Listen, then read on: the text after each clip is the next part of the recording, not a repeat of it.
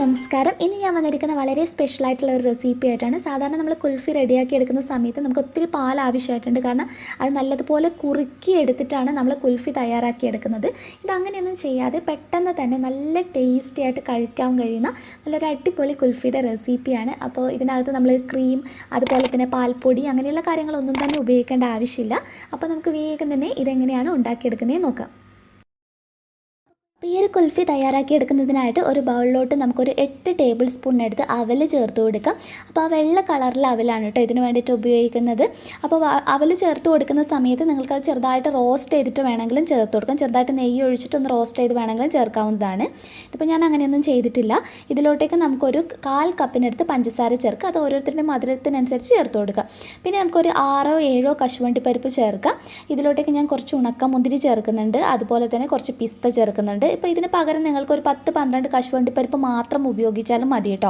എന്നിട്ട് ഇതിലോട്ട് നമ്മളെല്ലാവരും ഫ്ലേവറിന് വേണ്ടിയിട്ട് നമുക്കൊരു 1/2 ടീസ്പൂണിനടുത്ത് ഏലക്കപ്പൊടി ചേർത്ത് കൊടുത്തിട്ട് നന്നായിട്ടൊന്ന് അടിച്ചെടുക്കുകയാണ് വേണ്ടത്. നല്ലതുപോലെ പൊടിച്ചെടുക്കണം. ഇതുപോലെ കണ്ടില്ലേ നല്ല ഫൈൻ പൗഡർ ആകുന്ന രീതിയിൽ വേണം റെഡിയാക്കി എടുക്കാൻ വേണ്ടിയിട്ട്. ഇനി ഒരു സോസ് പാനിലോട്ടേക്ക് ഞാൻ ഒരു 1/2 ലിറ്ററിനടുത്ത് പാലാണ് ഒഴിച്ചു കൊടുത്തിട്ടുള്ളത്. ഈ പാല് നമുക്ക് നല്ലതുപോലെ ഒന്ന് തിളപ്പിച്ചെടുക്കണം.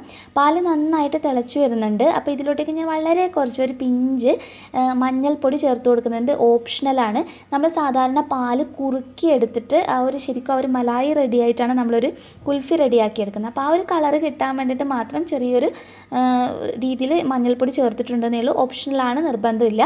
അപ്പോൾ നന്നായി മിക്സ് ചെയ്തെടുത്തിട്ടുണ്ട്. പാല് നല്ലതുപോലെ തിളച്ച് വന്നതിന് ശേഷം നമ്മൾ നന്നായിട്ട് പൊടിച്ച് വെച്ചിട്ടുള്ള അവലും നട്ട്സൊക്കെ കൂടിയുള്ള ഒരു മിക്സ് ഇതിനകത്തോട്ടേക്ക് ചേർത്ത് കൊടുക്കുകയാണ് വേണ്ടത്. അപ്പോൾ ജസ്റ്റ് ഒന്ന് തവി വെച്ചിട്ടൊന്ന് ഇളക്കി കൊടുത്തതിന് ശേഷം നമ്മൾ പൊടിച്ച് വെച്ചിരിക്കുന്ന പൗഡർ മുഴുവനായിട്ട് ഇതിനകത്തോട്ടേക്ക് ചേർത്ത് കൊടുക്കുക. ചേർത്തതിന് ശേഷം ഫ്ലെയിം ഹൈ ഫ്ലെയിമിലിട്ടിട്ട് ചെയ്തെടുക്കരുത്. ഒരു ലോ ടു മീഡിയം ഫ്ലെയിമിലിട്ടിട്ട് തവി വെച്ചിട്ടൊന്ന് ഇളക്കി കൊടുക്കുക. പിന്നെ ഒത്തിരി സമയം നമ്മൾ തിളപ്പിക്കേണ്ടയോ കുറുക്കേണ്ടയോ ആവശ്യമില്ല. ചെറുതായിട്ട് പാലൊന്ന് തിളച്ച് കിട്ടിയിട്ട് ഒന്ന് പെട്ടെന്ന് തന്നെ ഇതൊരു ക്രീമി പാകത്തിന് നമുക്ക് റെഡിയായി കിട്ടും. അവലൊക്കെ ഉള്ളത് കൊണ്ട് തന്നെ. ഇപ്പോൾ നിങ്ങൾ കാണുമ്പോൾ തന്നെ മനസ്സിലാവുന്നുണ്ട് ചെറുതായിട്ടൊന്ന് പെട്ടെന്ന് തന്നെ കുറുകി വന്നിട്ടുണ്ട്. അപ്പോൾ അതുപോലെ കുറുകി വരുന്ന സമയത്ത് ഇതുപോലെ തവി വെച്ച് ഒന്ന് ഇളക്കി കൊടുത്തതിന് ശേഷം നമുക്ക് ഫ്ലെയിം ഓഫ് ചെയ്തിട്ട് ഇത് നല്ലതുപോലെ ഒന്ന് ചൂടാറാൻ വേണ്ടിയിട്ട് വെക്കുകയാണ് വേണ്ടത്. അപ്പോൾ ഇതിൻ്റെ മധുരം ഒന്ന് ബാലൻസ് ചെയ്യാൻ വേണ്ടിയിട്ട് ഒരു 2 പിഞ്ചിനടുത്ത് ഉപ്പ് കൂടി നമുക്കൊന്ന് ചേർത്ത് കൊടുക്കാം. അതുകൂടി ആകുമ്പോഴാണ് ശരിക്കും നമ്മുടെ ആ ഒരു കുൽഫീൻ്റെ ടേസ്റ്റൊക്കെ നമുക്കൊന്ന് കറക്റ്റ് ബാലൻസ് ചെയ്യാൻ കഴിയുക. അപ്പോൾ ഉപ്പ് കൂടി ചേർത്ത് ഞാനൊന്ന് മിക്സ് ചെയ്തെടുത്തിട്ടുണ്ട്. ഇത് നന്നായി തിളച്ച് റെഡിയായി കിട്ടിയിട്ടുണ്ട്. കണ്ടില്ലേ നല്ലൊരു ക്രീമിയായി വന്നിട്ടുണ്ട്. ഇനി നമുക്ക് ഫ്ലെയിം ഓഫ് ചെയ്തിട്ട് ഇതൊന്ന് ചൂടാറാൻ വേണ്ടിയിട്ട് വെക്കാം. അപ്പോൾ ഇത് നന്നായിട്ട് ചൂടാറിയിട്ടുണ്ട്. ഇനി ഞാനൊരു ബൗളിനകത്തോട്ടേക്ക് മാറ്റിയിട്ട് ഇതൊന്ന് ഫ്രിഡ്ജിനകത്തോട്ടേക്ക് വെക്കുകയാണ്. ഒരു ഫ്രീസറിനകത്ത് ഒരു 15 മിനിറ്റ് നമുക്ക് വെക്കാം. അപ്പോൾ ഒരു 15 മിനിറ്റ് കഴിഞ്ഞിട്ടുള്ളതാണിത്. 15 മിനിറ്റിന് ശേഷം ഇത് നന്നായി തണുത്ത് വന്നതിന് ശേഷം ഞാൻ മിക്സിയിലിട്ട് ഒന്നുകൂടി ഇതൊന്ന് അടിച്ചെടുത്തിട്ടുണ്ട്. അപ്പോൾ ഇതിൻ്റെ പാകം നിങ്ങൾക്ക് കാണുമ്പോൾ മനസ്സിലാകുന്നുണ്ടാകും. ശരിക്കും നല്ല ക്രീമി നമ്മൾ ഐസ്ക്രീം ഒക്കെ റെഡിയാക്കി എടുക്കുമ്പോഴുള്ള ആ ഒരു പാകത്തിലോട്ടേക്ക് ഇത് മാറിയിട്ടുണ്ട്. ഇതിപ്പോൾ നല്ല സെറ്റായി കിട്ടിയിട്ടുണ്ട്. നമുക്കിത് ബൗളിനകത്തോട്ടേക്ക് ചേർത്ത് കൊടുക്കുകയാണ് വേണ്ടത്. അപ്പോൾ നമ്മളിത് ചെയ്തെടുക്കുന്നത് മണ്ണിൻ്റെ പാത്രം ഉണ്ടെങ്കിൽ അതാണ് ഏറ്റവും നല്ലത്. ഇതുപോലെയുള്ള മണ്ണിൻ്റെ കുടയൊക്കെ കയ്യിലുണ്ടെങ്കിൽ ഉപയോഗിക്കാം. ഇനി നിങ്ങളുടെ കയ്യിൽ ഇതില്ല എന്നാണെങ്കിൽ ഗ്ലാസിൻ്റെ ബൗളോ അല്ലെങ്കിൽ ഗ്ലാസിൻ്റെ ബൗളിനേക്കാളും സ്റ്റീൽ ബൗൾ ഉണ്ടെങ്കിൽ അതിനകത്ത് ഒഴിച്ചു കൊടുക്കുന്നതായിരിക്കും നല്ലത്. കാരണം നമ്മളിത് ഫ്രീസറിനകത്ത് വെക്കാനുള്ളതല്ലേ. അപ്പോൾ സ്റ്റീൽ പാത്രത്തിനകത്തോട്ടേക്ക് ഒഴിച്ചു കൊടുക്കുന്നതായിരിക്കും നല്ലത്. അപ്പോൾ ഇതുപോലെ ഒഴിച്ചു കൊടുത്തിട്ട് നമ്മൾ ചെറിയ ചെറിയ ബൗളിനകത്തൊക്കെ ആയി സെറ്റ് ചെയ്ത് നമ്മൾ അങ്ങനെ തന്നെയാണ് സെർവ് ചെയ്യുന്നത്. ഇനി ഇത് നിങ്ങൾക്ക് ക്ലിങ് ഫിലിമോ അതല്ലെങ്കിൽ ഫോയിലോ നിങ്ങളുടെ കയ്യിലുള്ള ചെറിയ അടപ്പോ എന്തെങ്കിലും ഉണ്ടെങ്കിൽ ഒന്ന് വെച്ച് നന്നായി കവർ ചെയ്തതിന് ശേഷം നമുക്കിത് ഫ്രീസറിനകത്ത് വെച്ച് നന്നായിട്ടൊന്ന് തണുപ്പിച്ചെടുക്കാം. അപ്പോൾ ഈ ഒരു കുൽഫി സെറ്റാകാൻ വേണ്ടിയിട്ട് കറക്റ്റ് ഒരു 7 മണിക്കൂറാണ് കേട്ടോ എടുത്തിട്ടുള്ളത്.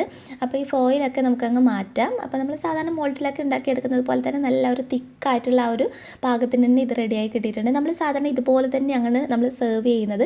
അപ്പോൾ ഇതിന് മുകൾ ഭാഗത്തായിട്ട് ഇഷ്ടമുള്ള രീതിയിലൊക്കെ ഗാർണിഷ് ചെയ്തെടുക്കാം. ഞാനിപ്പോൾ ചെറുതായിട്ട് കട്ട് ചെയ്തിട്ടുള്ള ബദാം പരിപ്പും അതുപോലെ തന്നെ പിസ്തയാണ് ചേർത്ത് കൊടുക്കുന്നത്. അപ്പോൾ നിങ്ങൾ കുഞ്ഞു കുഞ്ഞു സ്റ്റീലിൻ്റെ ബൗളിനകത്തൊക്കെ ആയിട്ട് റെഡിയാക്കി എടുക്കുകയാണെങ്കിൽ ഇതുപോലെ ഗാർണിഷ് ചെയ്തിട്ടിട്ട് നല്ല തണുപ്പോട് കൂടി തന്നെ സെർവ് ചെയ്യാൻ വേണ്ടിയിട്ട് നോക്കുക. ശരിക്കും നല്ല ടേസ്റ്റി ആയിട്ടാണ്, നല്ല എളുപ്പത്തിലാണ്. നമ്മളിതിനകത്ത് ക്രീം അതുപോലെയുള്ള കാര്യങ്ങളൊന്നും പാൽപ്പൊടി ഇങ്ങനെയുള്ളതൊന്നും തന്നെ ഉപയോഗിച്ചിട്ടില്ല. നമ്മുടെ വീട്ടിലുള്ള സാധാരണ ചേരുവകൾ മാത്രം വെച്ചിട്ടാണ് ഈ ഒരു കുൽഫി റെഡിയാക്കി എടുത്തിട്ടുള്ളത്. അപ്പോൾ എല്ലാവരും ട്രൈ ചെയ്ത് നോക്കിയിട്ട് നിങ്ങളുടെ അഭിപ്രായം അറിയിക്കാൻ മറക്കരുത്. നെക്സ്റ്റ് വീഡിയോയിൽ ഇനിയും നല്ലൊരു വെറൈറ്റി ഡിഷ് കാണാം. അതുവരെ ടേക്ക് കെയർ. Bye bye.